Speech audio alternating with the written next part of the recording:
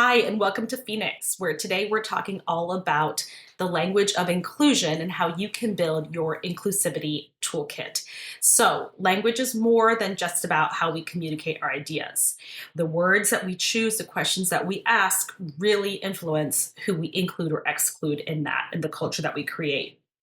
And research from MIT's Human Dynamics Laboratory found that conversation patterns, who speaks, for how long, and to whom, are among the most important predictors of team success. So, this all really matters.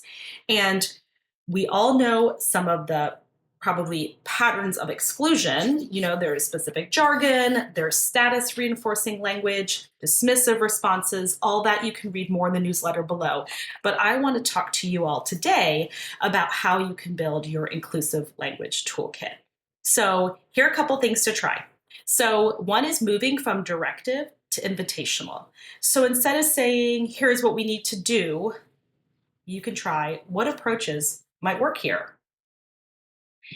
You can also then move from certainty to curiosity.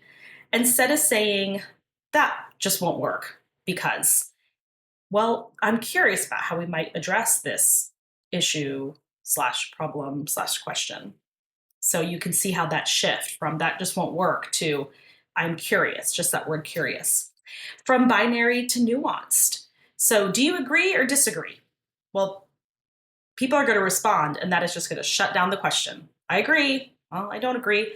Well, being a little bit more specific and inclusive, what aspects of this resonates? And where do you see gaps? From general to specific. Any questions? Well, I think you all know what's going to happen there.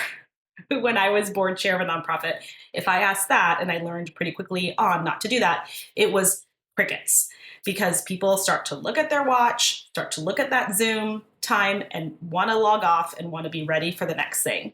But if you say, what questions do you have about XYZ, about the implementation process, about the fundraising event that we're going to put on? Well, then that jogged people's memory because they were like, oh yeah, I did have a question about that. And this is a good time to ask.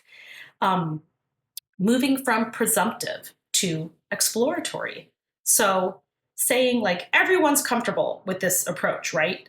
Try what concerns might we not have surfaced yet, So it's like, it's like when we all see that iceberg, we see the tip of it, but you don't see how much is underneath. So even just someone saying, hey, we haven't thought about that, that can lead to such a larger conversation versus just assuming everyone is comfortable. So, what I want you to do this week is to try that. Try one of those approaches, see what happens in your conversations with your team, with colleagues, and also put down here in the notes if you have any other ideas of how to create inclusive language. I'll talk to you soon.